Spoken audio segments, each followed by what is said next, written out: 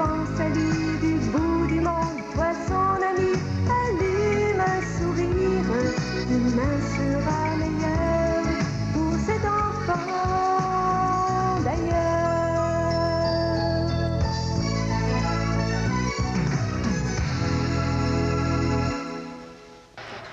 Bienvenue à Défi Tiers-Monde. Aujourd'hui, sans faire une étude rigoureuse sur le sujet, nous parlerons de la place de la femme dans les sociétés en développement. Donc, dans une première entrevue, vous rencontrerez deux religieuses de Notre-Dame du Perpétuel Secours, l'une missionnaire au Niger et l'autre en Bolivie. Puis, dans une seconde entrevue, vous rencontrerez sœur Nicole Fortier, de la Charité de Saint-Louis, missionnaire au Sénégal. Alors, bonjour, sœur Huguette et sœur Jeannette. Vous êtes toutes les deux des religieuses de Notre-Dame du Perpétuel Secours et vous œuvrez sur deux continents bien différents. Alors, vous, c'est votre pays adoptif, c'est la Bolivie. C'est la Bolivie. Et de votre côté? Le Niger. Le Niger. Alors, on est sur deux continents différents. On essaie aujourd'hui de connaître un petit peu plus la situation des femmes dans les pays du tiers-monde.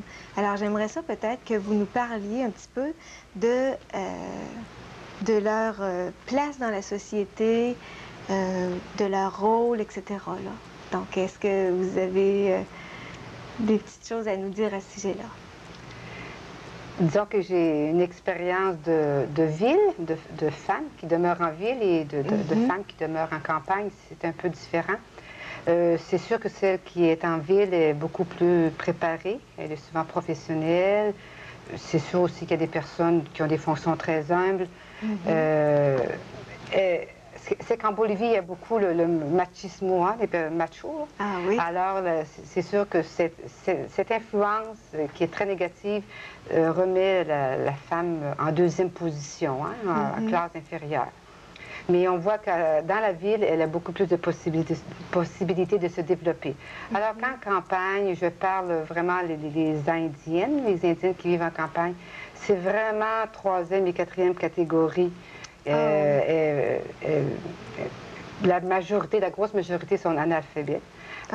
Alors ça provoque une grande ignorance et beaucoup de pauvreté qui est causée, qui est due à ça. Qui est due à ça.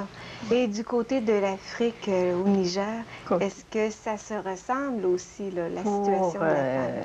L'analphabète, c'est la même chose, parce que il y a à peine 18 à 20 de la population qui est scolarisée.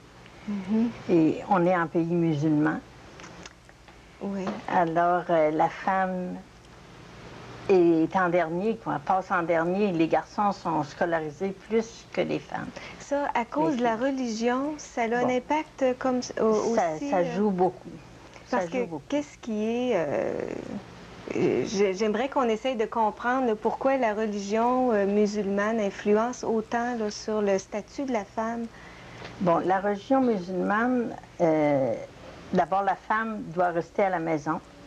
Ah oui? Souvent, les vrais musulmans, là, la femme ne sort même pas de la maison, de la concession, là. Ah non? On entend par concession, là, une maison, des fois 3 ou 4 logements dedans, où plusieurs femmes ont chacune leur maison dedans, leur petite case. Là. OK. C'est des îlots, des petits îlots. Oui, c'est des petits îlots qu'on appelle... Puis ils n'ont pas le droit de sortir de la concession.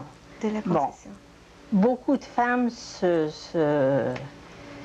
enlèvent ce joug, là, parce qu'elles ont besoin de sortir. Puis c'est elles... D'abord, ce sont les femmes qui font le gros du travail. Alors, pour aller chercher l'eau, pour aller chercher le bois, pour aller au marché, ce sont les femmes qui font ça. Alors là, elles n'acceptent pas d'être enfermées dans la maison. Bon. Alors, ça a quand même un impact assez important. Et est-ce qu'il y a des catholiques aussi? Bon, très peu. Très peu. Bon, peut-être que sur 7 millions d'habitants, on n'est même pas 1 million là, de catholiques. Et est-ce que chez les catholiques, vous voyez une différence? Ah oui. Oui. Beaucoup. Puis chez les femmes qui ont étudié là, en ville. Là. Bon. Quand tu es en brousse, bon, les femmes sont plus soumises, mais les femmes qui ont étudié, elle rejette cette... comme elle rejette d'être deuxième et troisième femme. Oui, oui, oui. Et du côté de la Bolivie, le rôle dans la famille, le rôle de la femme dans la famille, est-ce que c'est semblable un petit peu à ce qu'on parlait avec Sœur Jeannette? Le rôle de la femme, le rôle de la mère est très important. Souvent, même une personne se marie, un homme se marie, la femme se marie, elle reste aussi très reliée, disons, aux parents. Mais chacun, ordinairement, vit dans leur petite maison, hein, ce ne sont pas des concessions. Et puis, c'est la femme qui administre le peu, de sous qui peut rentrer, et puis qui gère. Mais c'est sûr qu'elle fait que souvent, en campagne, dans les petites communautés, la femme ne peut pas beaucoup sortir. Hein, alors, elle est très, très, très limitée. Mais dans son petit domaine, le terrain, le lot que son mari, l'organisation du travail, la femme a un rôle assez important. Elle gère l'ensemble. Puis elle est très bonne administratrice. Assez que, c'est peut-être une petite parenthèse, dans les derniers gouvernements que nous avons eus, les présidents nomment souvent beaucoup de femmes dans les postes d'administration parce qu'il y a beaucoup de vols. Alors, il met des femmes bien préparées pour l'administrer parce que la part de la tarte que nous avons, du gâteau que nous avons en Bolivie est très petite. La pointe est très petite. Alors, il faut que cette pointe-là de tarte soit bien administrée. Oui, oui, oui. Pour que chacun en ait un peu. Alors, qu'est-ce que vous pourriez soulever comme problème là, que rencontrent les femmes, les problèmes les plus criants que les femmes rencontrent dans les pays du tiers-monde? Sœur Jeannette. Bon, pour nous, c'est la pauvreté. Parce qu'il y a famine sur famine. Comme cette année, les pluies viennent de commencer. Normalement, la pluie commence au mois de juin. Et puis là, ça vient de commencer. Alors on est en août, là, pour si ça ne va pas jusqu'en septembre, ils ne vont pas récolter. Ah bon. Oui. Alors il faut que la femme se débrouille après pour trouver à manger, aller dans les champs, chercher les feuilles, aller... OK. Et du côté de la Bolivie, est-ce que c'est les mêmes problèmes qu'elle rencontre? Nous, vous savez, comme au Québec, nous avons vécu le phénomène d'El Niño, le phénomène d'El Niño qui était très fort en Amérique latine. Alors, actuellement, nous sommes en hiver. Les saisons sont opposées au Québec. Ça. Alors, l'été dernier, janvier, décembre, il n'y a presque pas plu. C'est la même chose. Il y a eu une grosse sécheresse. Alors, je me demande en ce moment-ci, c'est qu'est-ce que les gens ont mangé. La base de l'alimentation, ce sont les pommes de terre, le maïs, le riz. Alors, c'était resté tout petit, tout chétif. Alors, c'est la pauvreté. Puis, l'agriculteur est soumis à la température. Puis, ce phénomène nous a beaucoup, beaucoup affectés. Et puis, dans ces pays-là, est-ce qu'on peut... ce serait quoi les projets là, qui ont de l'avenir pour pallier à ces problèmes de pauvreté,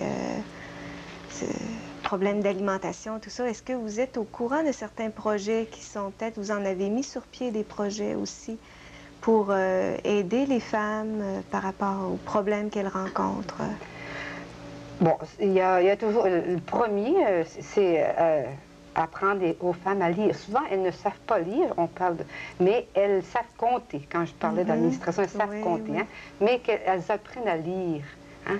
Ensuite, il y a beaucoup de cours qui se donnent aussi pour soit de tricot, de couture, puis non seulement elles peuvent habiller leur famille, mais ensuite vendre, vendre ça. Ensuite, il y a beaucoup de conscientisation pour la santé. Hein? Pourquoi des fois il y a beaucoup de maladies? Parce qu'il y a un manque d'hygiène assez flagrant. En Bolivie, il n'y a pas d'eau, il n'y a pas beaucoup d'eau. Et c'est des rivières, c'est très loin. Alors, par manque d'hygiène, il y a beaucoup d'infections. Alors, il y a beaucoup de maladies. Alors, si la femme était conscientisée, des choses des fois bien banales, hein? C'est sûr qu'il y a des projets, il y a beaucoup de hauts-neigés qui sont en Bolivie puis qui favorisent la femme qui travaille beaucoup. Mais c'est lent, hein? C'est des choses qui sont lentes. Nous voyons les progrès d'une façon un peu lente, mais ça vient, ça. ça vient. Et du côté du Niger, est-ce qu'il y a des projets qui réussissent bien, là? Oui. Ça se ressemble un peu parce que beaucoup de puits ont été creusés par des organismes en mettant les gens dans le coup, là, parce qu'ils vont leur dire, par exemple, nous autres, à la mission, là, on disait, creusez votre puits, après, on ira le cimenter. Ah, OK. Pour que, après, ça soit leur affaire. Parce que si tu fais des choses qu'ils n'ont pas participé, ça ne marche pas parce qu'ils s'en occupent plus. C'est pas leur affaire, c'est peut-être pas ça qu'ils avaient besoin. Hein? Alors, on essaie de chercher qu'est-ce qu'ils ont besoin. Puis de les inclure dans le projet. Dans le projet, oui. Et puis, il y a eu beaucoup aussi pour aider les femmes de moulins à farine, là. Parce que tout le pilage de mil se fait à la main. Oh, alors c'est un gros travail, ça. Là. Puis ensuite, bon, nous, on fait aussi couture, beaucoup d'hygiène. Ça, c'est l'alphabétisation, l'alphabétisation. Ça rentre là-dedans. Et puis le soin des enfants, pour qu'ils ne serait-ce que les amener à temps au dispensaire. Et puis, bon, Sœur Jeannette, vous, au Niger, vous avez été 37 ans et vous êtes encore missionnaire en Bolivie depuis 22 ans, je crois. 22 ans. Et après toutes ces années-là, est-ce que vous voyez de l'amélioration? Est-ce qu'il y a des changements de mentalité? Est-ce que vous êtes capable de toucher ça un petit peu ou bien c'est toujours pareil depuis ces années-là?